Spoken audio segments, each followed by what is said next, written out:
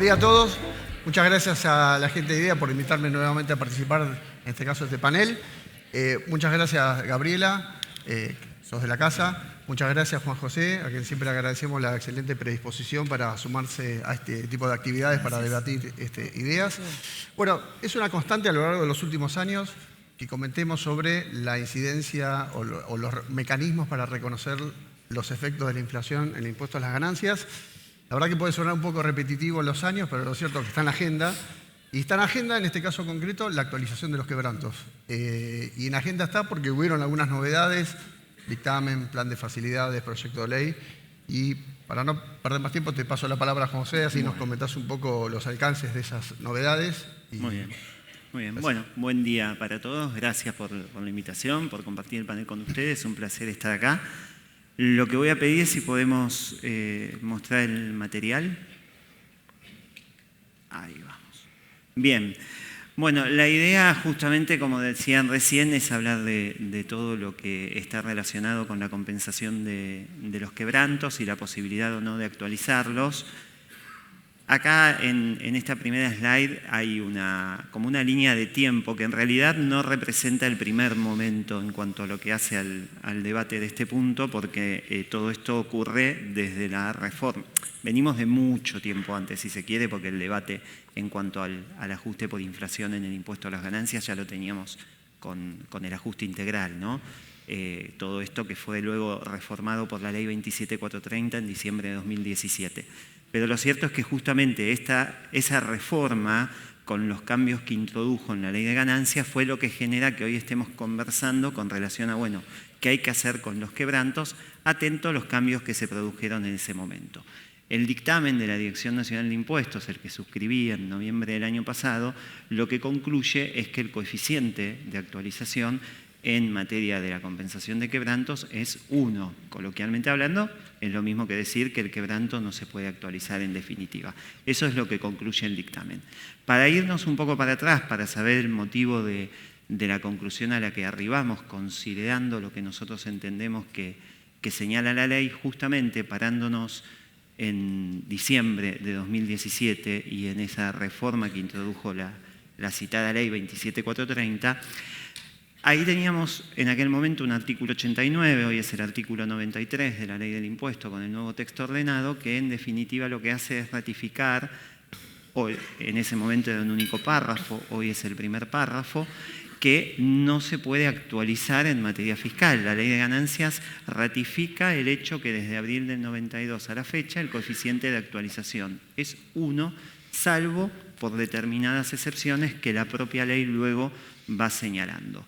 En ese momento, en la foto de 2017 y con la reforma que se introdujo en aquel entonces, esa foto nos lleva a concluir que la prohibición, en nuestro entendimiento, la marca hoy ese primer párrafo del artículo 93, junto con una serie de excepciones que encontramos en el segundo párrafo, dirigidas particularmente, en términos generales, podríamos decir inversiones en bienes de uso, amortizaciones, menciona otros artículos taxativamente, pero en definitiva lo que hace la ley 27430, además de ratificar la no aplicación de esa veda del coeficiente de 1 en un artículo aparte, es introducir este cambio en este aspecto en particular.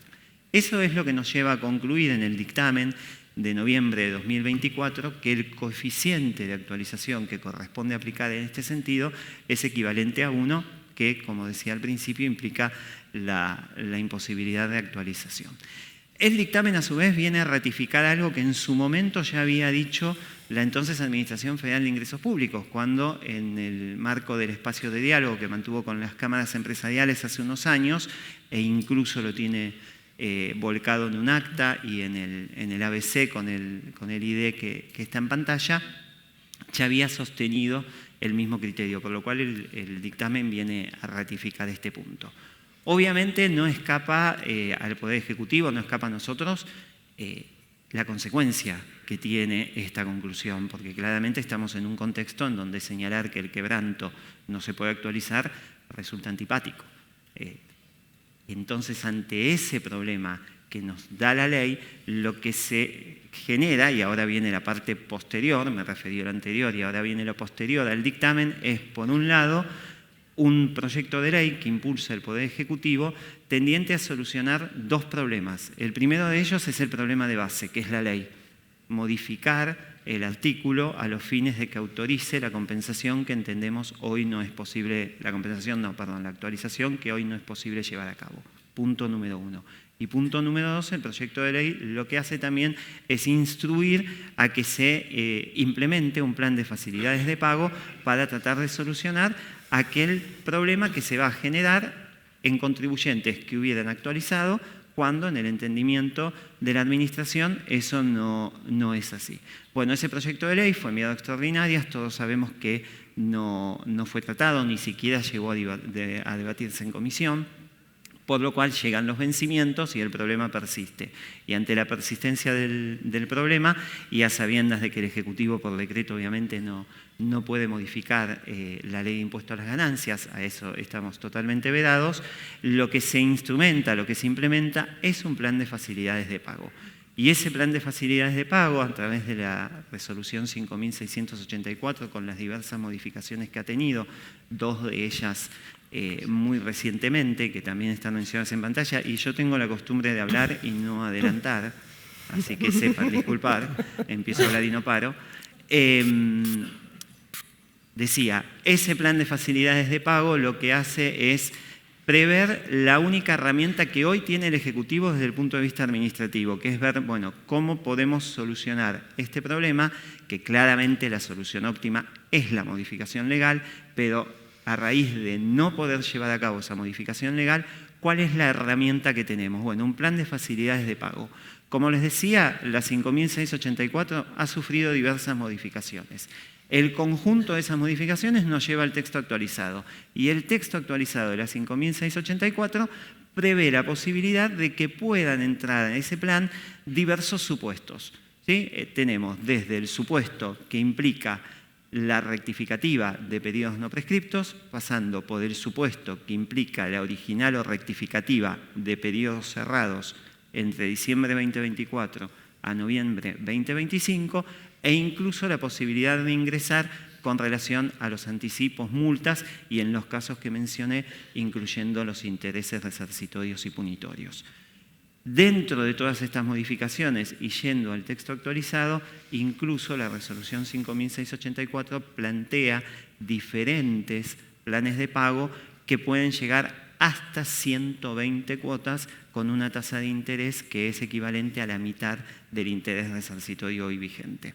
Esa es la herramienta que instrumentó el Poder Ejecutivo a través de la Agencia de Recaudación y Control Aduanero para tratar de paliar de alguna manera el inconveniente que entendemos nos genera la redacción actual de la ley del impuesto. Y bueno, eso es un poco lo que ustedes tienen en pantalla con los distintos aspectos y cómo ha ido progresando. Y bueno, desde ya obviamente quedo... Bueno, vieron que les dije, hablo y no avanzo, ese es el problema. Sepan disculpar, faltaba esto, así que bueno, desde ya nada, quedo abierto, por supuesto, después vamos a tener una ronda de preguntas. Muchas gracias. Ahora, después vamos a volver con algunas preguntas, pero te paso la palabra a Gabriela para que nos comente un poco la aplicación práctica, en términos prácticos, que implica, ¿no? La actualización o no de los quebrantos. Sí, si quieren, paso por detrás, como más fácil. Comenzamos la presentación mía.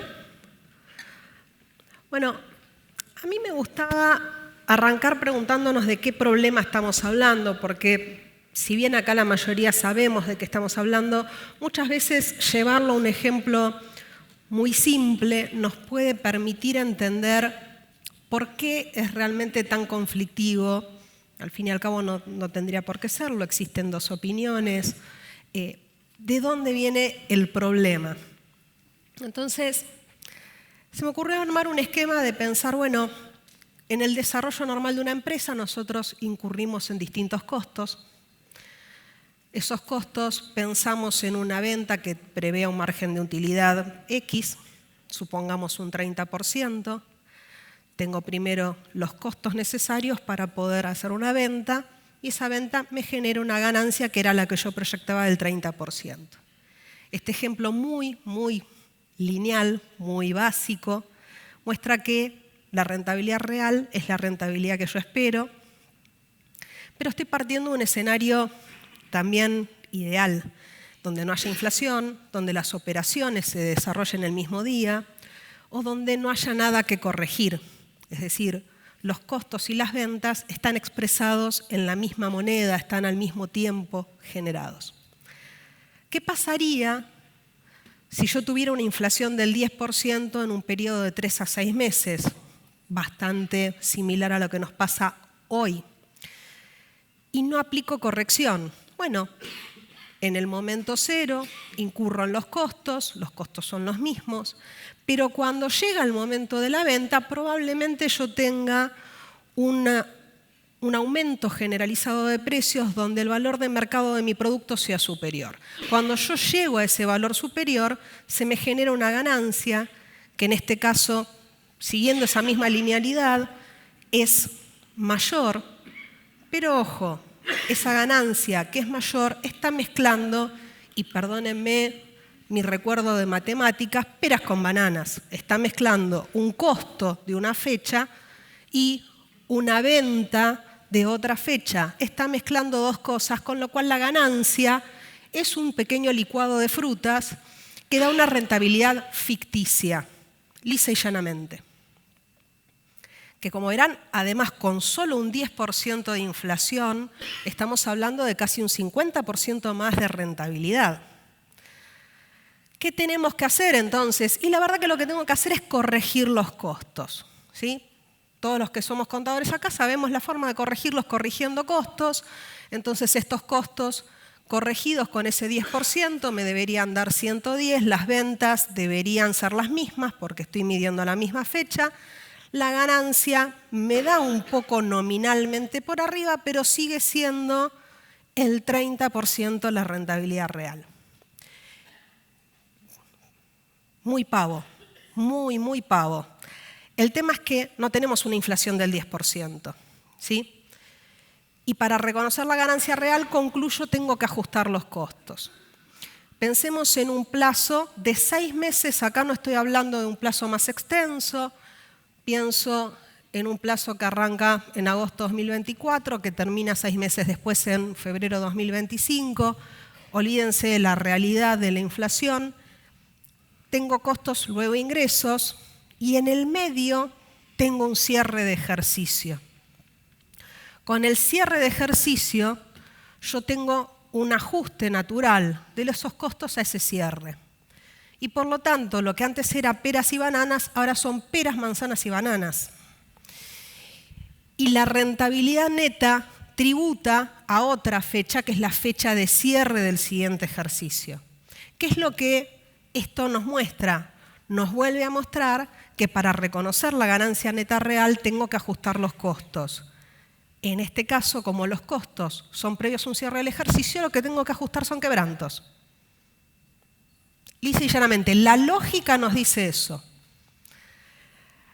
El problema es que la inflación no es del 10%. El problema es que la inflación que tuvimos post-reforma, como bien nos recordaba esta modificación Juan José, fue del 58% en el año 2019, acá está por año calendario, 35% en el 2020, 51% en 2021, llegó al 276% en el año 2023. ¿Sí? La inflación está muy lejos, es de ese 10%. Y además tengo otro problema adicional, que es que en el caso de quebrantos ya no hablo de un transcurso de 6 meses, ya hablo de periodos acumulativos de hasta 5 años para el cómputo de esos quebrantos. Entonces, ya no hablo de un máximo de 200%, yo hablo de inflaciones que acumuladas, correcciones que se requieren del 3.000 y casi 4.000%. Además de que el problema no se acaba en el 2025, porque sigo teniendo efectos por muchos años por delante. Hoy tengo un plan vigente, yo hoy puedo incorporar la ganancia producto de no actualizar quebrantos, Pero el problema sigue, el problema no se acaba este año. Y acá tengo un hermoso gráfico de superficie que me muestra esto. ¿Qué es lo que pasó técnicamente? La reforma del año 2017, entre otras cosas, sustituyó dos normas. Sustituyó el artículo 25 de quebrantos, para lo cual introdujo claramente una modificación implícita. La vieja norma hablaba del índice de precios mayoristas a nivel general, algo que ya no existe, lo reemplaza, lo sustituye el artículo completo en su totalidad. Y reconoce, de acuerdo a otra postura distinta de la del Ministerio de Economía, reconoce la actualización de quebrantos. Si bien yo tengo, y eso es cierto en el artículo actual 93, ex 89, una limitación a las actualizaciones, esa limitación se introduce al mismo tiempo y realmente lo que entendemos es que no tendría lógica que se modifique el artículo 25 si el espíritu del legislador era impedir totalmente esa actualización del quebranto. Sustituyo el artículo, ¿para qué prever la actualización por el IPIM si al fin y al cabo después la impido? En función de eso, tenemos distintas posturas. Una es que por la mera letra de la ley, esto es actualizable. La lógica, la letra. Y además, la Corte Suprema nos da otro criterio adicional, que es, y acá siguiendo las enseñanzas de Teresa Gómez, lo que dice la Corte es textual, ¿sí? Perdonen el exceso de texto, pero incluso por periodos fiscales anteriores a esa reforma del 2017, lo que nos dice la Corte es que debe actualizarse o puede actualizarse. ¿Por qué? Porque hay casos en los cuales no actualizar genera un impuesto que excede la capacidad contributiva y es confiscatorio. Típicamente hablamos de confiscatoriedad, pero a mí me gusta destacar también esta partecita cuya negrita me pertenece, que es que la ausencia incluye justamente la confiscación y la percepción de tributos sin sustento en la capacidad contributiva. No solamente habla de confiscación, incluye otro tipo de mecanismos, incluyendo la ausencia de actualización de quebrantos, ¿sí? Es decir, la misma Corte nos está reconociendo que en casos de confiscación o en casos donde no se mida adecuadamente la capacidad contributiva, puedo o debería poder actualizar quebrantos. Y esto es también seguir esta misma lógica y racionalidad que veíamos recién. En síntesis tenemos dos grandes posturas. Una es la que indica el Ministerio de Economía, que entiende que no son actualizables los quebrantos por estas mismas normas que nosotros tenemos en consideración para decir que es factible, está permitido la actualización de quebrantos por el mismo texto de la ley e incluso en periodos anteriores con refuerzo en los casos de confiscatoriedad o que esté afectada la capacidad contributiva. Y me voy a tomar, dado que tenemos un error del material, el recordatorio de que todo este gráfico de superficie lo que dice es la superficie, que es rentabilidad ficticia, sobre la cual puede terminar pagando una empresa si no actualiza quebrantos. Fíjense de todo lo que estamos hablando.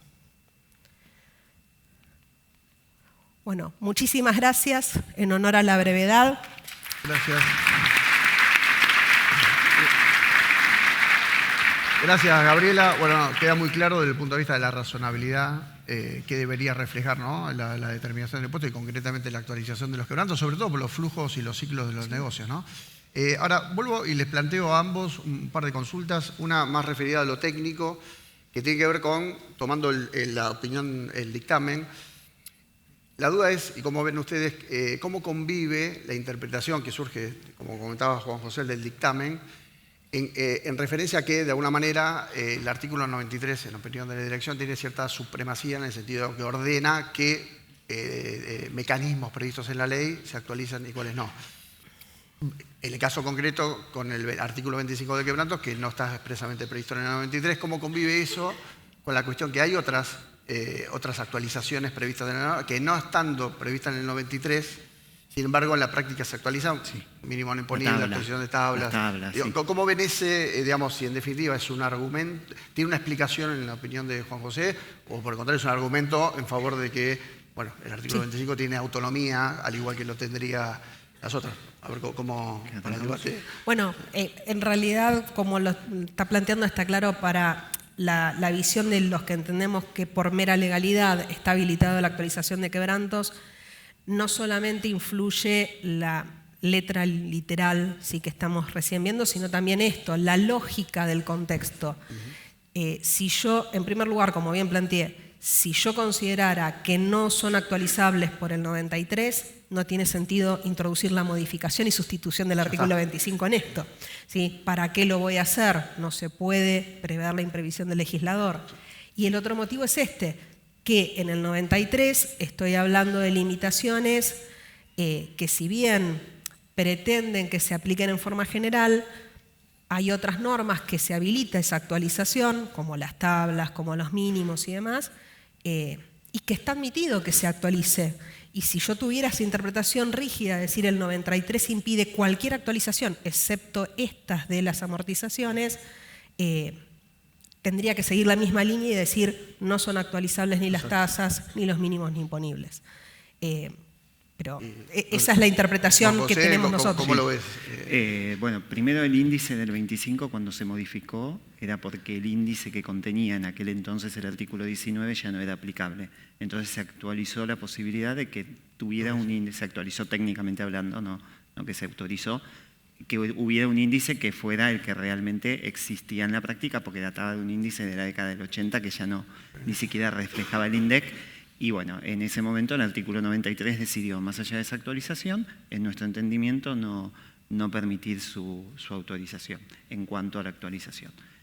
Eso es el primer punto. Y después, con relación a las normas que se fueron incorporando, llámese la actualización de las deducciones personales, la escala del artículo 94, la escala que tiene ahora el artículo 73, fueron reformas posteriores autorizadas por el Congreso que así lo permitieron, y de hecho el propio Congreso el año pasado, cuando sanciona la 27742, el régimen de las grandes inversiones, dentro de los beneficios que contempla está la actualización de quebrantos. Quiere decir entonces que el propio Congreso entendió que si no lo decía expresamente, esa actualización no operaría. Esa es la lectura que nosotros hacemos del tema. La diferencia, perfecto. Muchas gracias. Y otra cuestión que le quería plantear a ambos es, ahora yéndonos al plan de facilidades de pago, ¿cómo ven, qué receptividad prevén que va a tener su aplicación, si hay algún impedimento y en general y en particular un tema referido a las sanciones, ¿no? También en general y en particular porque el fisco cuando notifica encuadra, no sé si todas, pero muchas veces que he visto, bajo la figura de defraudación, ¿no? Cuando justamente interpretamos que es un tema justamente, valga la redundancia, de interpretación y muchas veces se comunica al fisco, ¿no? A ver, ¿cómo ven eso, el tema frente al plan de facilidades, ¿no? Si es un impedimento, ¿no? Sí, arranco yo. Bueno, en ese aspecto es como que ahí tendríamos que verlo con dos universos de sujetos distintos, respecto de aquellos que adhieren y respecto a aquellos que no adhieren, que es un poco la conclusión que estaba en la slide de ella, ¿no? Empezando por el segundo universo, que decide efectivamente no adherir, hay que analizar cada caso en particular, porque obviamente puede ir por el lado del entendimiento de la norma, de defender la postura, de cómo hay que comprender la norma y después ver lo que diga la justicia, o el tema de la confiscatoriedad, que ese es un punto en donde nosotros no nos podemos meter, es obviamente una discusión en el ámbito del Poder Judicial, y bueno, si efectivamente después el Poder Judicial entiende que ni siquiera hubo confiscatoriedad, no lo sé, pero digo, depende del encuadre, lo que quiero decir es el encuadre en cada caso en particular. No podríamos buscar un criterio general. Ese es el primer universo.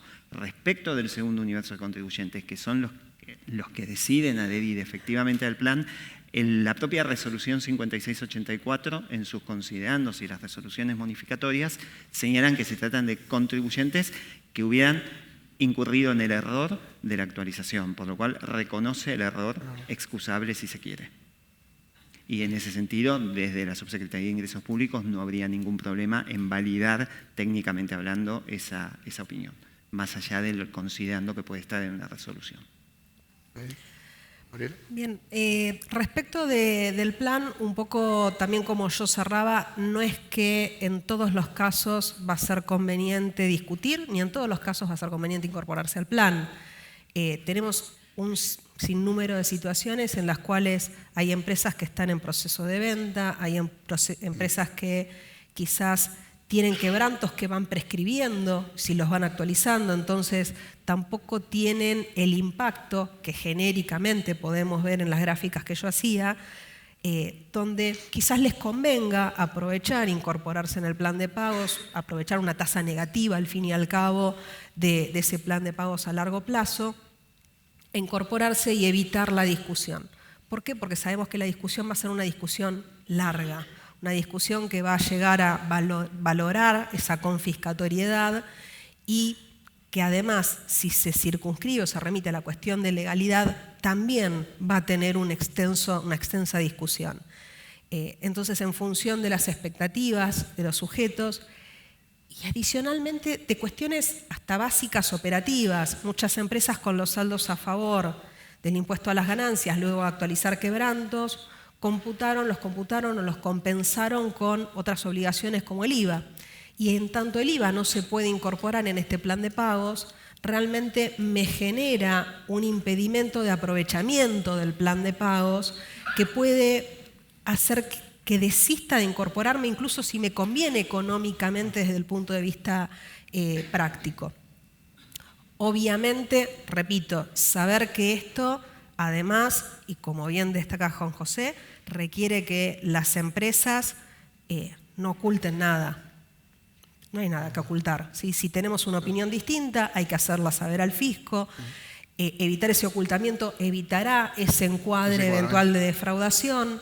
Y obviamente que bueno sería que también el organismo fiscal acompañe con las primeras resoluciones. Si los primeros sujetos que se incorporan en los planes de pago reciben este tratamiento de error excusable, va a servir para generar confianza en otros contribuyentes que tengan la duda de ir a incorporarse en el plan de pagos. Recordar además que las multas siempre son discutibles y por lo tanto también incorporarse en el plan de pagos sin tener esa seguridad o tranquilidad les va a permitir discutir la multa sin una ejecución, sin otro tipo de problemas. Bien, bueno, ya estamos con el tiempo cumplido. Les pido un aplauso para Gabriela y Juan José. Muchas gracias a ambos. Gracias, Diego.